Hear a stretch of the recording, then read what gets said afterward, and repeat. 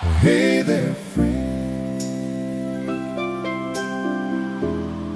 Richard G's on the move again.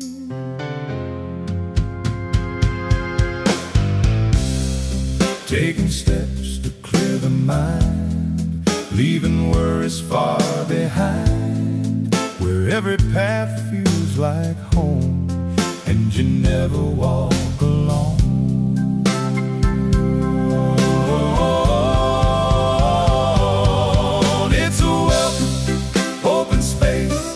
Lit by kindness, filled with grace.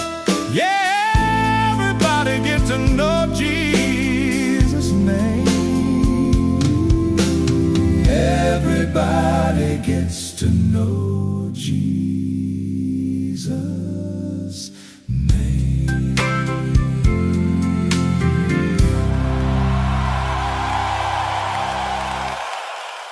Usually when we think about fixing some kind of deficit or, a dysfunction in our lives, our immediate instinct is addition. Right. Always adding something new. Exactly. Like if you are tired, you consume caffeine. If you're sick, you ingest some kind of synthetic compound.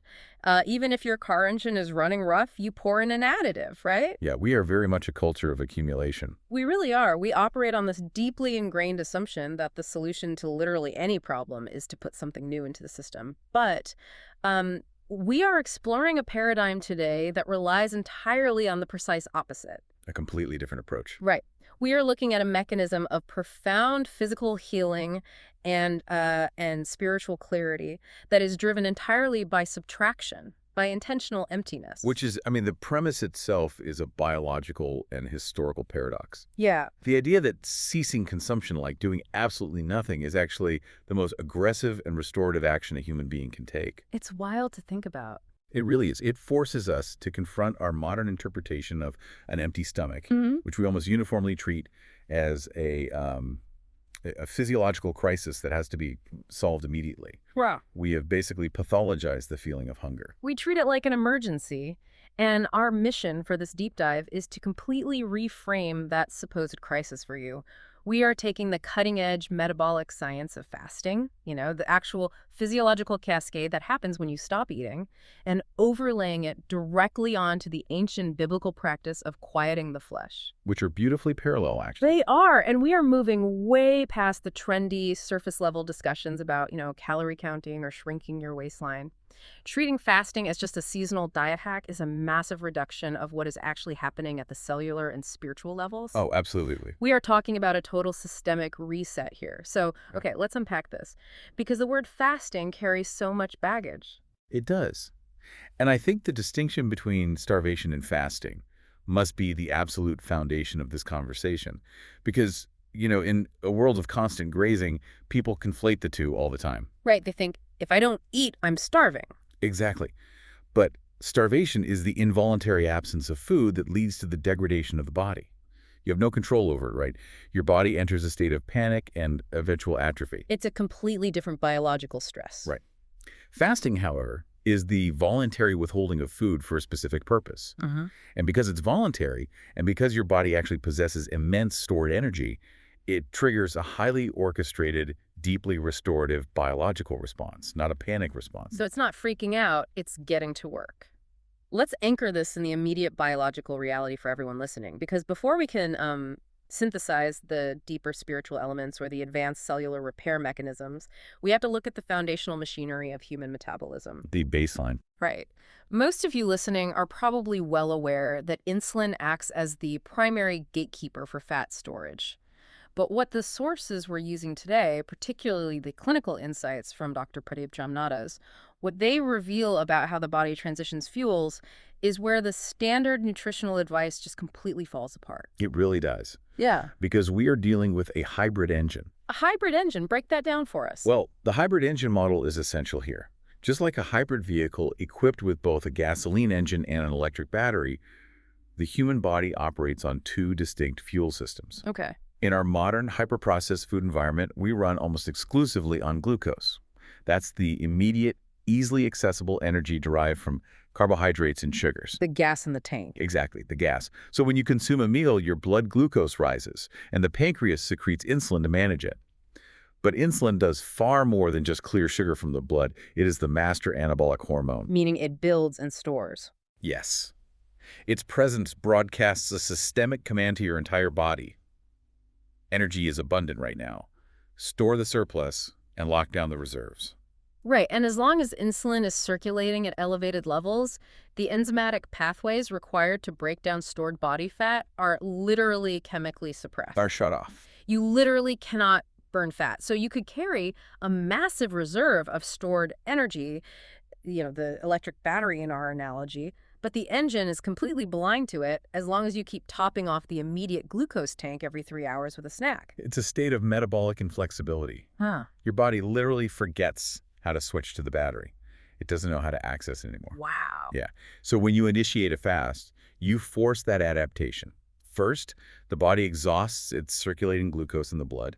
Then it turns to glycogen, which is the stored form of sugar packed into your liver and your muscle tissues. Which takes time, right? You don't just put your fork down after dinner and instantly start incinerating body fat. No, not at all. There's a precise chronological window where the chemistry actually changes. Yes, the timeline is crucial here.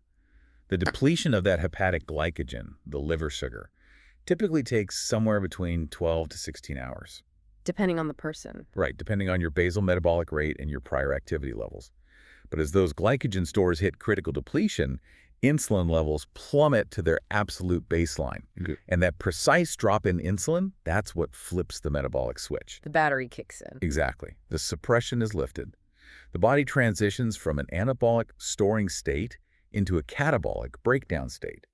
It begins to liberate fatty acids from your adipose tissue, sending them to the liver where they're converted into ketone bodies. And ketones are amazing fuel. They are an incredibly efficient, highly oxygenated fuel source for the brain and the rest of the vital organs. But here is where the research from Dr. Jamnada's completely upends the traditional weight loss narrative that we've all been sold. Oh, completely. Like if someone just restricts their calories, say eating 1,200 calories a day but spreading it across 6 small meals, they might lose weight on the scale. Sure, initially. But because they're constantly eating, their insulin never drops low enough for long enough, right? That's the trap.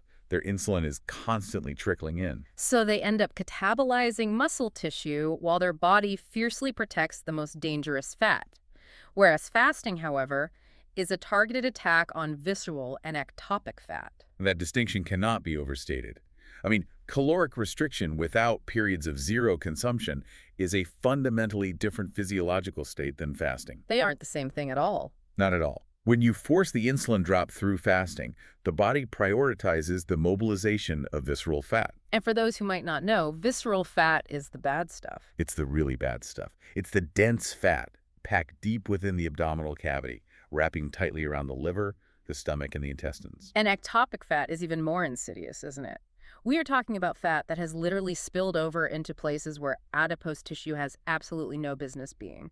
Exactly. Ectopic fat infiltrates the organs themselves. It marbles into the liver, it infiltrates the pancreas, it accumulates around the pericardium, literally hugging the coronary arteries. Which is terrifying to picture. It is. And this tissue is not inert. It's not just, dead weight that makes your clothes fit tightly. Visceral and ectopic fat act as an invasive, rogue endocrine organ. It's actively secreting toxins. It's churning out inflammatory cytokines. It pumps out interleukins and tumor necrosis factor directly into your portal circulation. Wow. Yeah, and this localized inflammation drives systemic insulin resistance, it elevates blood pressure, and it essentially creates the foundational pathology for cardiovascular disease and type 2 diabetes. So it's literally driving the disease. Yes. So when the metabolic switch flips at that 16-hour mark, the body aggressively seeks out this highly vascularized, metabolically active toxic sludge and burns it for fuel. You aren't just losing weight, you are actively dismantling the architecture of chronic disease. Man. Which leads us perfectly into the next phase of the physiological cascade. Because once the body clears out the superficial glucose and begins burning away that toxic sludge, the narrative shifts entirely. It moves to repair. Right. The body goes from merely sourcing alternative fuel to initiating a massive systemic deep clean of the actual cellular machinery. And here's where it gets really interesting. When I was reviewing the sources on autophagy, it struck me that we often talk about anti-aging from the outside in. Creams, supplements, surgeries. Exactly. We try to paint over the rust. But the body has an intrinsic mechanism for this that only activates in the total absence of calories. Autophagy is arguably the most profound evolutionary survival mechanism we possess. The term translates literally to self-eating, which I know sounds inherently destructive. Yeah, it sounds like your body is cannibalizing itself. Right, but it's actually the ultimate form of metabolic recycling. Right. To understand why it happens, we have to look at the nutrient sensors in your cells, specifically the mTOR pathway. The mTOR pathway. Yeah. When you are eating constantly, mTOR is activated, which signals the cells to grow and proliferate. But when you are fasting, the absence of amino acids and glucose suppresses mTOR and activates a different energy sensor called AMPK. So the body recognizes a state of scarcity. The external supply line is cut off, so it looks inward for the raw materials it needs to survive. Precisely. The suppression of mTOR is the ultimate signal for the cells to initiate intracellular degradation. The cell forms this double membrane structure called a phagophore, which basically acts like a biological dragnet. A microscopic garbage truck. Basically, yeah. It sweeps through the cytoplasm hunting for dysfunction. It identifies misfolded proteins, which, by the way, are highly implicated in neurodegenerative conditions like Alzheimer's and Parkinson's. Wow. It isolates accumulated oxidative junk. It even targets old, sluggish mitochondria in a specialized process called mitophagy. So it's identifying all the compromised, inefficient hardware inside the cell. I look at it like the ultimate home renovation. Imagine your body, your house, is this sprawling estate, and your digestive system is the primary staff managing the kitchen. Okay, I like this.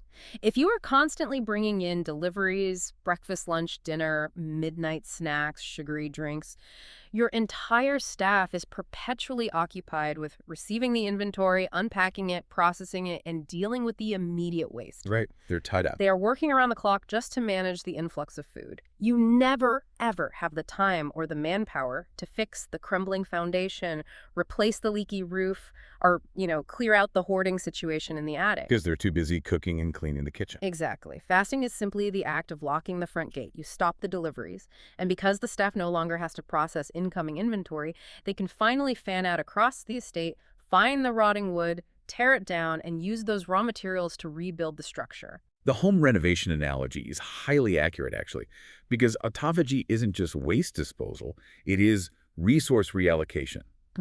The cellular machinery, specifically the lysosome, acts as an incinerator. Okay. It digests the damaged organelles and proteins, breaking them down into their fundamental amino acids and fatty acids. And then the cell uses those pristine, recycled building blocks to construct brand new, highly efficient components. Yeah. You're literally replacing aging cellular infrastructure with optimized hardware. That is just incredible. And the climax of this entire process, the absolute peak of the biological reward, it doesn't even happen while you're fasting. The sources emphasize that the most dramatic regenerative event occurs the exact moment you break the fast, involving the release of stem cells. Yes. The refeeding phase is arguably just as critical as the fasting phase itself. Really? Absolutely. During an extended fast, the body actually shrinks certain tissues, particularly within the immune system and the gastrointestinal tract, to conserve energy. But when you reintroduce nutrients, you trigger a massive surge of hematopoietic and mesenchymal stem cells released directly from the bone marrow into the peripheral blood. And because stem cells are essentially biological blank slates, they act as this targeted rapid response team, right? Yes, they are undifferentiated pluripotential cells, meaning they can become whatever the body needs them to be. They circulate through the bloodstream, following the chemical gradients of any remaining inflammation or tissue damage. Like heat-seeking missiles for healing. Exactly. They home in on the endothelial lining of the blood vessels, patching up microscopic tears that lead to arterial plaque. They rush to the gut to rebuild the mucosal lining. They aggressively repopulate white blood cells, effectively generating a brand new, highly resilient immune system. So the fast tore down the old structure, but the refeeding with stem cell activation is what actually builds the upgraded body. Exactly. It fundamentally changes how you view a period of hunger. You aren't just enduring deprivation, you are orchestrating a biological masterclass in longevity. But realistically speaking, there is a massive chasm between understanding this biochemistry and actually implementing it in your daily life. Oh, for sure. It's intimidating. Right. A lot of our listeners are highly optimized in their respective fields, but if you have spent 3 decades eating from the moment you wake up to the moment you go to sleep, the idea of depriving yourself of food for 24 hours seems completely unmanageable. It is entirely unmanageable if you attempt to do it all at once. Yeah. The body lacks the metabolic flexibility. The enzymes required to burn fat efficiently have been downregulated for years, sometimes decades.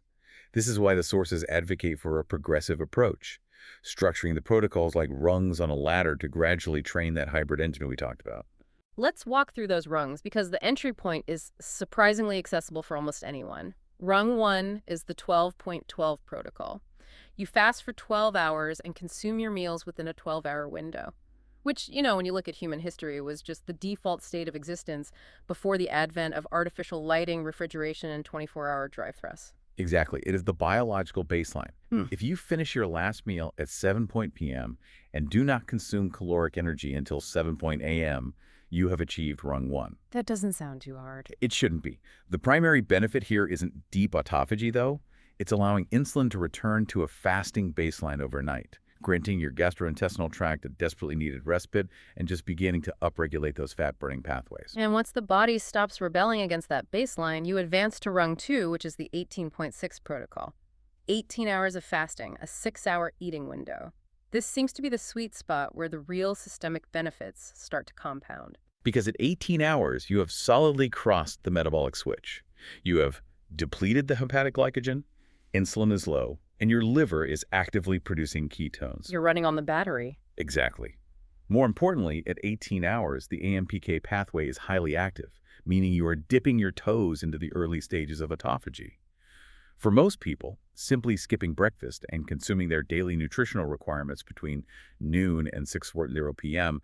completely transforms their metabolic markers. And then we reach rung 3, the extended fasts of 36, 48, or even 72 hours. The sources make a really clear point that these durations are where you see profound therapeutic interventions, particularly for reversing severe metabolic dysfunction like type 2 diabetes. Right, often done under medical supervision, of course. Of course. But at that point, you are driving insulin resistance into the ground and maximizing the autophagic clearing of that ectopic fat in the pancreas and liver. You're doing the deep clean. But I want to challenge a massive misconception here, specifically for the listeners who prioritize their physical training. Because the immediate assumption, heavily perpetuated by the fitness industry, is that if you go 18 hours or 36 hours without food, your body will panic and cannibalize your muscle tissue for energy. The famous gym bro myth. Exactly. The fear is that if you step into a gym in a deeply fasted state, you are just destroying your own lean mass. It is a pervasive myth, and it demonstrates a complete lack of understanding regarding evolutionary biology. How so? If you analyze it through the lens of human survival, the muscle wasting theory falls apart instantly. Imagine our hunter-gatherer ancestors. If they failed to secure food for 2 days and their bodies responded by immediately breaking down their skeletal muscle for glucose, they would become progressively weaker. Right. By day 3, they would be too weak to hunt, forage, or defend themselves. The human species would have been erased from the evolutionary timeline. That makes total sense. The biological imperative has to be the exact opposite. You need your cognitive faculties to be sharper and your physical strength to be preserved so you actually have the capacity to go acquire food. Exactly. And the biochemical mechanism that guarantees this preservation is human growth hormone. Growth hormone spikes. Massively. During an extended fast, your body radically upregulates the secretion of growth hormone from the pituitary gland. Some clinical studies show spikes of up to 300% to 1,200% during fasting windows. 1,200%. Yes, this massive surge of growth hormone serves a very specific purpose. It signals the body to aggressively protect lean muscle mass and bone density, while simultaneously forcing the metabolism to rely entirely on lipolysis, the breakdown of fat. Furthermore, you have a surge in counter-regulatory hormones like adrenaline and noradrenaline.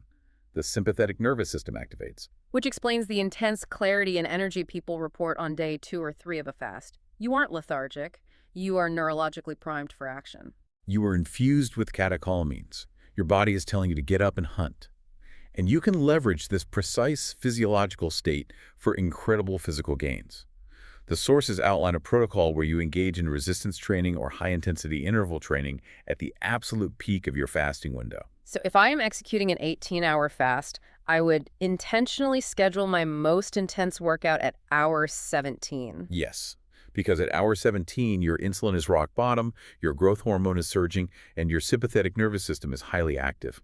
When you lift heavy weights or do sprint intervals in this state, your body has no exogenous glucose to draw from, so it massively accelerates the burning of body fat to fuel the exertion. Wow. Then, the moment you conclude the workout, you break the fast. You ingest high-quality protein and nutrients. And because you have completely emptied the muscular glycogen stores and the cells are hypersensitized from the fast, the nutrient partitioning is incredibly efficient. The muscles act like a biological sponge at that point. The insulin response from the post-workout meal shuttles the amino acids directly into the muscle tissue, aided by the massive residual levels of growth hormone. You maximize muscle protein synthesis while minimizing any fat storage. It completely dismantles the narrative that you require a steady IV drip of protein shakes every 2 hours to maintain your physique. It really does. It's Okay. just not biologically accurate. Okay, so we have spent the entire first half of this deep dive unpacking the staggering physical mechanics of this process. Autophagy, stem cell proliferation, ectopic fat clearing, growth hormone preservation. The cellular noise. Right. We've been viewing emptiness strictly through the lens of biological optimization and longevity. But when we transition into the second half of our source material, we encounter profound historical reality. Long before human beings knew the word insulin, long before we mapped the mTOR pathway or had electron microscopes to witness mitophagy, humans engaged in extended fasting. Yes, for thousands of years. And they didn't do it to optimize their body composition or reverse metabolic syndrome. They utilized this exact biological mechanism for a much, much heavier purpose. If we connect this to the bigger picture, we are transitioning from the clearing of cellular noise to the clearing of spiritual noise. Spiritual noise, I like that. The ancient cultures intuitively understood the biological reality we just discussed, that depletion forces clarity. They simply applied that mechanism to the human spirit rather than the human cell. Exactly. When we look at the biblical perspective outlined in the sources, fasting had absolutely nothing to do with aesthetics. The actual purpose of the fast was the ultimate physical tool for humbling oneself. Right. It is a profound declaration where a person intentionally subjects their physical body to deprivation to achieve spiritual alignment. To understand the biblical framework of fasting, you really have to understand the concept of the flesh. In theological terms, the flesh doesn't just refer to the physical skin and bones. It represents the base, primal human appetite. The instinctual drives. Exactly. The drives for comfort, consumption, safety, and immediate gratification. In our default state, the flesh is the master. We feel a minor pang of hunger, we immediately soothe it. We feel a slight drop in temperature, we adjust the thermostat. We are entirely dictated by physical comfort. We're slaves to it almost. We are. Biblical fasting is the intentional, aggressive subjugation of that flesh. It is a physical action that forces an internal reordering of hierarchy. When you fast for a spiritual purpose, you are actively telling your body, and by extension your own ego, my spiritual hunger for divine presence, for acute guidance, or for supernatural intervention significantly outweighs my biological mandate to consume calories. It creates a hyper-vigilant spiritual state. Because you are continually denying the physical body its most foundational demand, every hunger pang becomes a physical trigger. Like an alarm clock. Exactly, an alarm clock to direct your focus outward and upward. You are literally lowering the volume of your own biology so you can actually hear the frequency of the divine. And we see this dynamic utilized not just for minor personal reflection, but in what the sources detail as incredibly high-stakes historical case studies. Oh, absolutely. These are moments that literally altered the trajectory of nations. The primary example the sources point to is Moses on Mount Sinai, a 40-day and 40-night fast. A duration that pushes the absolute outermost boundaries of human physiological endurance. It's almost unimaginable. It is. Yeah. But look at the context of the event. Moses is ascending the mountain to receive the law, the 10 Commandments, which would govern the nation of Israel for millennia. He is engaging in an intense, uninterrupted, direct communion with the divine. He is acting as the sole intercessor for an entire population. The level of spiritual reception required for that task demanded a total, absolute severing of his reliance on the physical world. He had to be entirely empty of human sustenance to be filled with divine instruction. Exactly. He had to completely silence the flesh. And then you have a vastly different but equally high-stakes scenario with Queen Esther. Right, the corporate fast. Yeah. Moses was an isolated prophet on a mountain. Esther was a queen embedded in a hostile political palace, facing an imminent state-sanctioned genocide of her people. The stakes were immediate and binary, life or death. The decree had been signed to annihilate the Jewish population. To even attempt to intervene, Esther had to approach the king uninvited. Which was incredibly dangerous. It was an active breach of protocol that carried an automatic death penalty unless the king extended his scepter to her. She was facing an insurmountable political and physical threat. And her response was not to immediately engage in political maneuvering or military strategy. Her immediate response was a call for a total corporate fast. For everyone. Yes. She instructed all the Jews in the city of Susa to fast with her 3 days and 3 nights, complete abstention from both food and water. Which is an incredibly intense dry fast. It wasn't just individual humility, it was a collective, synchronized cry for intervention. It was the psychological and spiritual alignment of thousands of people entering total deprivation simultaneously. They collectively recognized that physical strength and human strategy were completely inadequate for the crisis at hand. The corporate fast was the mechanism to strip away their self-reliance and position themselves entirely upon divine mercy. They emptied themselves to invite a supernatural reversal of their circumstances. Which is exactly what occurred. And then, of course, the sources bring us to the ultimate paradox of fasting, embodied in the life of Jesus in the wilderness. Before he initiated his public ministry, he engaged in a 40-day fast. And the mechanism of what happens at the end of those 40 days completely upends our human logic regarding strength and weakness. It really does. It is the ultimate illustration of fasting's dual nature.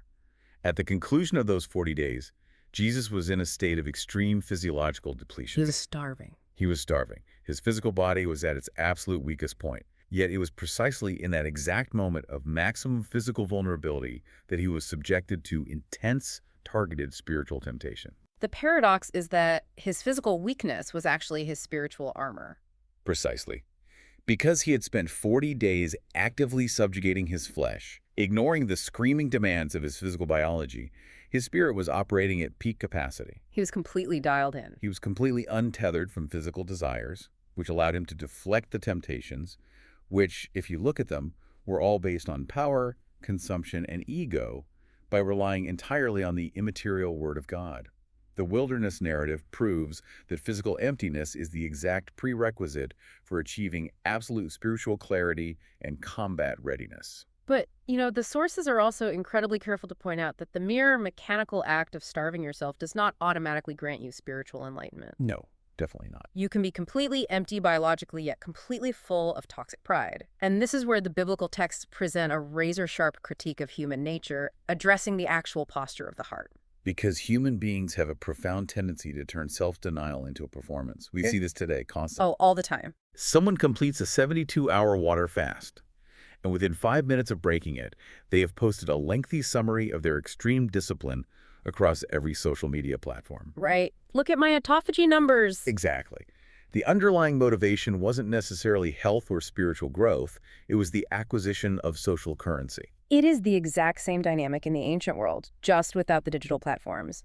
And Jesus addressed this directly in the Sermon on the Mount. The religious leaders of the day would turn their fasting into a theatrical production. They absolutely did. Jesus explicitly warned against this performative piety. He noted that the hypocrites would disfigure their faces, look intentionally somber, and make it incredibly obvious to everyone around them that they were enduring the hardship of a fast. Look how holy I am. Look how much I am suffering for God. Exactly. And Jesus' response to that behavior is devastatingly pragmatic. He says, "Truly, I tell you, they have received their reward in full." It's a completed transaction. Yes. You leveraged your physical deprivation to purchase the admiration of the people around you. The people admired you. Transaction over.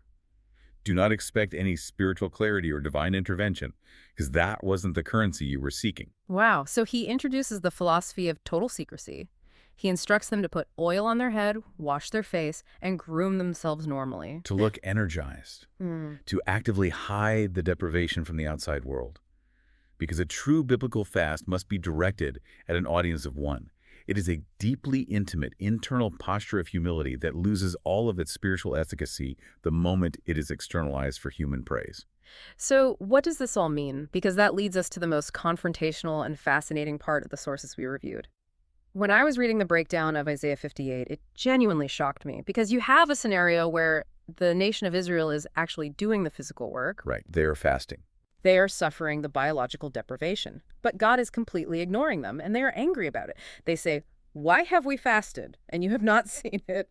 Why have we humbled ourselves, and you have not noticed?" It is a stunning exegetical reality check because it introduces the ultimate ethical test of the fast. The Israelites believed that fasting was a mechanical lever. You pull the lever of starvation, and God is forced to dispense a blessing. Like a vending machine. Exactly. Yeah. But God's response through the prophet Isaiah exposes the absolute rot at the core of their practice. He exposes the disconnect between their ritual and their reality. Yes. God points out that on the exact days they are fasting and appearing so pious, they are simultaneously exploiting their laborers. They are engaging in physical brawls. They are ruthlessly pursuing their own economic interests, and they are entirely blind to the destitute and oppressed people living right in front of them. They are starving their stomachs, but their hearts are completely gorged on greed and cruelty. It completely upends the idea that fasting is just a biological cheat code to get what you want from the divine. The overarching message is unequivocal. Subjecting your flesh to starvation means absolutely nothing if your heart remains wicked. You cannot use a physical ritual of deprivation to bribe the divine into overlooking your severe ethical failures. A fast that does not alter your treatment of other human beings is entirely invalid. So God steps in and completely redefines the parameters. He gives them the blueprint for what the text calls the chosen fast. And it has absolutely zero to do with tracking hours or limiting calories. God shifts the focus entirely outward. The text says, "Is not this the kind of fasting I have chosen? To loose the chains of injustice and untie the cords of the yoke, to set the oppressed free and break every yoke? Is it not to share your food with the hungry and to provide the poor wanderer with shelter when you see the naked, to clothe them, and not to turn away from your own flesh and blood?" It is a massive earth-shattering paradigm shift. He is saying that the internal restriction must result in external liberation. Precisely. If the fast remains entirely self-focused, even if the focus is on your own spiritual purity, it has failed. The internal humbling, the quieting of the physical appetites, the subjugation of the ego, well, all that is merely the preparation. It's just step one. Yes, the actual execution of a true biblical fast is justice. It is taking the resources, the time, and the empathy you freed up by denying yourself and weaponizing it to rescue the oppressed and feed the hungry. And the promises attached to that specific outward-facing fast are incredible. The text states that when your internal humility pairs with outward mercy, your light will break forth like the dawn, and your healing will quickly appear. It synthesizes the two halves of our entire deep dive so flawlessly. It really does. And look at the absolute symmetry of the mechanisms here. Whether you view this strictly through the lens of modern metabolic science or through the lens of ancient biblical theology, the underlying pattern is identical. You must start with intentional emptiness. Biologically, that physical emptiness forces the cells to stop consuming, which triggers autophagy to clean out the toxic inflammatory sludge, ultimately culminating in the release of healing stem cells. Spiritually, that physical emptiness forces the ego to quiet down, clearing out the toxic pride and self-reliance, which inevitably triggers an outward explosion of justice, mercy, and love for others. It is a unified truth of the human condition. Depletion is the mandatory prerequisite for restoration. Humbling the self is the mandatory prerequisite for elevating others. It is an incredibly beautiful duality, and it demands deep consideration from all of us, because whether you are utilizing this practice to heal your physical machinery from the inflammatory toxic buildup of our modern hyper-processed environment, or you are utilizing it to quiet the relentless noise of your own flesh so you can finally tune into the frequency of God, fasting remains a profoundly transformative tool. Absolutely. It is one of the rare practices that addresses both the cellular reality and the spiritual reality of who we are. And it does so by asking us to do the one thing our modern culture absolutely hates doing. Nothing. Exactly. Just sit with the emptiness. As we wrap up this deep dive, I want to remind you to check out the new, upbeat original songs we've recently uploaded to the channel. They pair perfectly with the reflective, contemplative nature of the concepts we explored today. And please jump into the comments and share your own experiences. Have you leveraged fasting protocols to revoice a health condition or optimize your metabolic flexibility? Have you engaged in fasting to seek spiritual clarity or breakthrough? We want to hear how this ancient mechanism has impacted your life.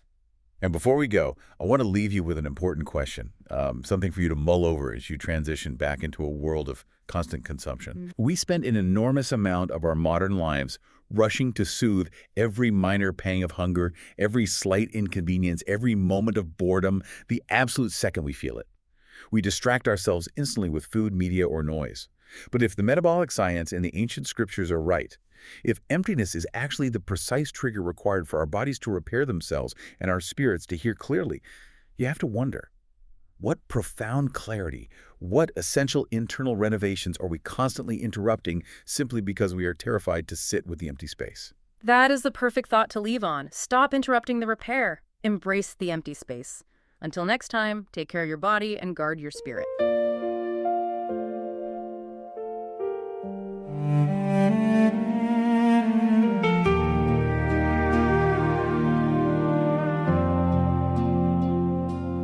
This is the fast I have chosen, to lose the chains of the heavy heart, to see the heart and spirits broken, and give the soul a brand new start.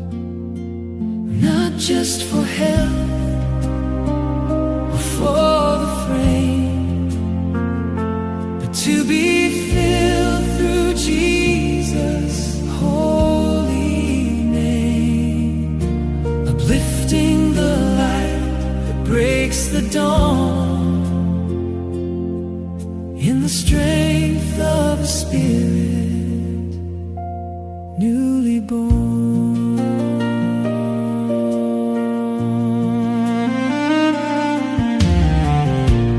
40 days on the mountain height, 3 days of prayer for a queen's plea, emptying the self to see the light of a kingdom coming for you and me. It's not in the somber outward show, the ashes spread upon the face. It's the secret war that the Father knows, in the quiet rooms of saving grace. This is the fast I have chosen, the chains of the heavy heart, see the heart and spirits broken, and give the soul a brand new start. Not just for health, for the frame, but to be filled through Jesus' holy name, uplifting the light that breaks the dawn, in the strength of the Spirit, newly born. New life rising from the deep, repairing what the years have worn, while the promises that He will keep are like the light of a summer morn. Deep renewal cleanses every part, but mercy washes every heart. Isaiah's voice is calling clear, the true fast is to hold the neighbor near.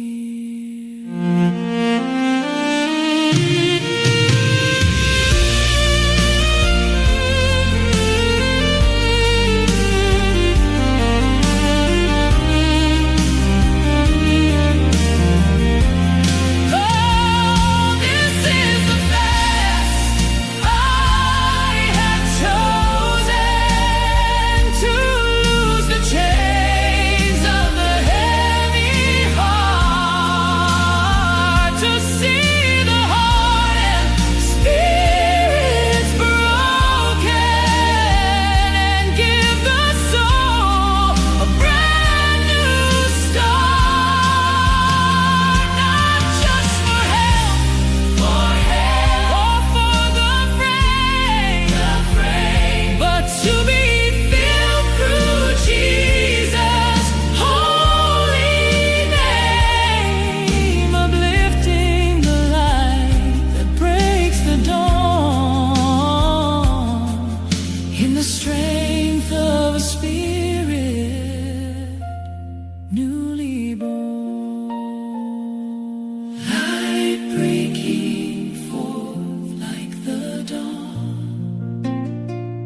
The truth